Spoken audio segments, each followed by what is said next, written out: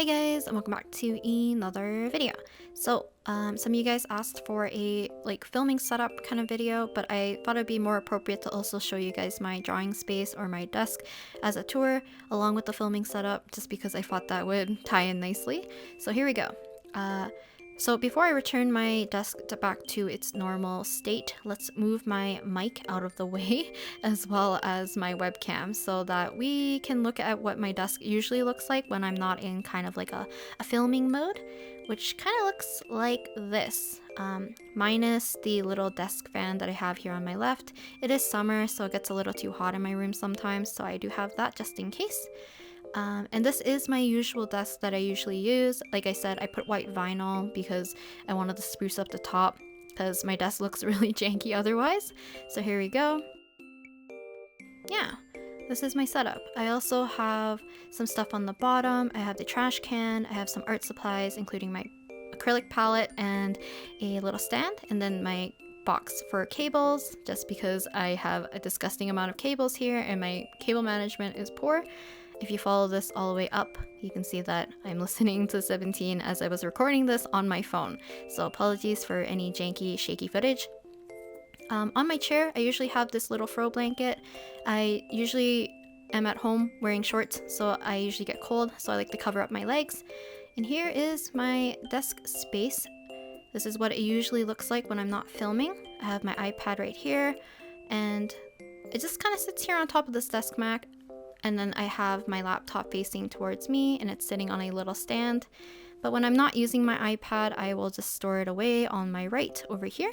I kind of have a shelf on my right that I use as another surface. And then I can just slide this screen forward just in case if I want to draw on this tablet instead.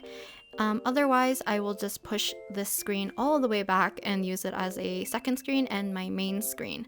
So yeah, kind of two functions, and I like keeping the space in front of it quite clear so that I can do so quite easily. This is the lamp I have on my right side and is my main lighting source when I'm filming videos, because my room light is in the center, but the corner is quite dark, so I like having this one. Under here, I have some paper towels from when I used to do watercoloring. I have a little tray full of miscellaneous items like tapes, my hard drive, and a few other things. I guess I pushed some of my scrunchies out of the way. I tend to film with my hair up so it doesn't get in the video, so I have a bunch of scrunchies around. When I'm editing videos, this is what my setup looks like. I use the Gaomon as my main screen. Then I have my keyboard and this mouse. I get a lot of questions about this mouse. It is a ergonomic vertical mouse, and that's where we're going to segue into this. So this is the Seeker M618XSD. What a long name. And it is a vertical mouse. So Deluxe was kind enough to actually send me this for me to review and to show you guys. And I really wanted to show you guys because I am a big fan of vertical mice. So before I get into the reasoning why I switched to a vertical mouse, let's see what's the contents of this box first. So you have the mouse, which is on the right. It comes with this really nifty storage bag, just in case you want to carry it around. It comes with a cord that allows you to, I believe you can use it with the cord, as well as it allows you to charge the mouse so that you can use it wirelessly with no problem. It also came with this little magnetic palm rest, which is detachable, which I think is very nifty and very handy. As you can see, this is how you hold the vertical mouse, and here is the palm rest, which I find very convenient. I'm still debating which mouse I'm going to switch back to. If not, I might just move this one downstairs to my office setup. So it has two little scroll wheels, one for horizontal scrolling and one for vertical. It also has this back panel that you can detach, and this is actually an like an RGB light, if that makes sense. But if you don't like using the light, you can just cover it up and you can just have a holeless, I guess, backside to the mouse. So underneath, or in the front, you can see that there's a little plug-in for this little USB-C, and it goes to a USB so that you can plug in and charge your mouse and or use it wired. So here they also have an OLED screen right here showing your DPI, which is how fast your mouse is moving. It shows the mode as well as the battery percentage, which is quite handy. I wanted to show you guys about the back panel too. So I turned on the light. The instructions will show you how to turn it on or turn it off, and I have the light setting, so I decided to slap on the previous back panel so we could see the light through the holes. I apologize if anyone has trypophobia or trypophobia, if this is uncomfortable to watch, but you can see the different modes and the different color variation, and I wanted to show you guys something really cool. So on the bottom you can see these two little holes. This is basically the sensor for the light, so when your hand is covering this portion, the light actually turns off, which I think is very smart, because if your hand's basically covering the entirety of the colors, I don't think it's like necessary to have it on, so it's kind of nice to do that. You can also download the mouse program that they have, and you can actually fiddle around with the different settings that you can have for the mouse, such as like button configuration or the light setting, which is what you're seeing me play around right here. Another thing that I wanted to talk about is the reason for a vertical mouse. So it's just more ergonomic because you're moving more of your whole arm rather than just your wrist. You're also not putting that weird unnecessary pressure of your wrist to the desk, which is a problem that I had, and which is why my brother recommended me to switch to a vertical mouse, because when I did a whole bunch of editing, I actually got a really bad almost, it feels like a wrist injury or carpal tunnel. It felt really bad, so I decided to switch to a vertical mouse, and I literally didn't have any wrist problems after that, so I highly recommend a vertical mouse. I'll leave all the information down below if you're interested.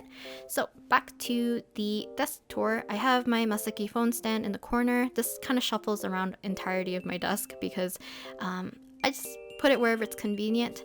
Over here in the back corner, I have a bunch of different little boxes and containers for my pens and pencils and markers, as well as a little thing for paper. My needle felted friends are all over here, so we have Ayato, Venti, Masaki, and some other little dudes down below. I have my pencil case, some other pencils. I have my needle felting supplies here. I still want to finish Kazuha, but I haven't had the time, so there he is. I also have a speaker lamp. I don't really use the lamp feature. I forgot to turn it off, but it's just a touch sensor, and it's just a speaker, so when I listen to music, it's not coming from one space only. Here are some more painting supplies, and I got this little container from my dad because he was purging out his office. And then let's move this out of the way. I have a cutting mat and a light table kind of thing right here, just more convenient. I also have my sketchbook lying around almost everywhere, so it doesn't have a permanent home. My mouse pad was what I usually use when I'm filming, so that I can roll up my desk mat out of the way so we can have a white like surface. I have an Albin print here, by the way. I am still debating if I want to hang this one up instead of my Busuk Soon print. I have a whiteboard on the wall with some magnets holding things, so like my keys, as well as a pair of headphones, and I have another one on the wall. The headphones were gifts, so yeah, I have nowhere to put them. Here are some prints. So this one's by Woopery Fruity, I think? Wooper Fruity? And yeah, and here's a picture of me and my friends from way back then. And yeah, so here I have a little wireless charging station that my dad got from Uline as a freebie for ordering way too much. And then here I have a humidifier from my friend from a Christmas gift, as well as this little oil diffuser as a Christmas gift from last year. Here I have a little figurine stash, and then I have all these stuff. So here's my old laptop. It still works, but it's super duper slow, so I put it into storage. The box is full of cables and stuff. I have all my pencil cases down here, storing a bunch of different things. I also have all my painting palettes here, my painting brushes in the clear bag. I have a few books, notebooks, a Uline catalog, oil pastel in the pink box, and then I have a bunch of boards, like kind of like the foam boards, as well as like these canvas boards, so I can have a place to store them for now. Under here is more wires, plus a lot of my painting water that I usually have, just a bunch of jars. And then this is my camera bag and some other painting supplies or other supplies where I do not know where to put them. So here is the filming setup. So this is what I use. I have two kind of like camera arms. One's attached to my desk, one is attached to my shelf. And you can see I have a webcam kind of floating above, angled at my iPad, hopefully at the right angle. And this is what it usually looks like. I also have my mic on the left side, so that if I'm doing a draw with me, sketch with me, any kind of talking video, this is my setup. I have a Logitech program up so that I can film everything. So that's what you guys are seeing. I also have the settings up for that as well, so I can change focus or change the brightness or saturation and stuff. So I'm trying to emulate what I see usually via my camera. So pretend my little camera, or like, I guess like the field of view is what you guys would see when I'm filming. It's very cramped, and this is why usually I have bad posture when filming, and I usually say like usually my neck is hurting or something like that, or my back's hurting, because I'm kind of curling up to look under the webcam. But this is the only way I can film it, which looks kind of like an up view, but you can see that my iPad is slanted. Over here I would usually put my references so I can keep my camera thing in view, and then I have my laptop space if I want to watch videos while I'm drawing, or if I want to put references such as like Game Fashion's archive. Usually I have it there so I can have a turnaround model. Here is how I film for ASMR videos. This is how close my mic is to my iPad, and I usually take off the little filter thing. I don't know if it really helps, but I take it off when I film ASMRs. And this is the little thingamajig, the desk thing that basically holds my camera arms up. So that is what I use, and that is my setup. I will leave everything in the description if you guys have any questions, like such as the webcam model and the mic model. So, what else to talk about? I decided to throw this in at the end so I can kind of like keep my thoughts together. So the beginning portion, I did show you guys my desk. I forgot to show what was inside my desk, so I'll leave a photo of what's inside my actual desk compartment. It's kind of like a conglomeration of just messy stuff, as well as like just scraps and a few other art supplies and all that jazz. Okay, let's talk about this. I am showing you guys how I filmed the drawing portion, I guess, of the thumbnail. So I decided to draw Masaki sitting in my chair in my drawing space. I thought it'd be cute to do. I had a bit of issue trying to proportion him correctly in my chair. I am a lot smaller than Masaki, so I was having a bit of issues trying to fit his proportions properly.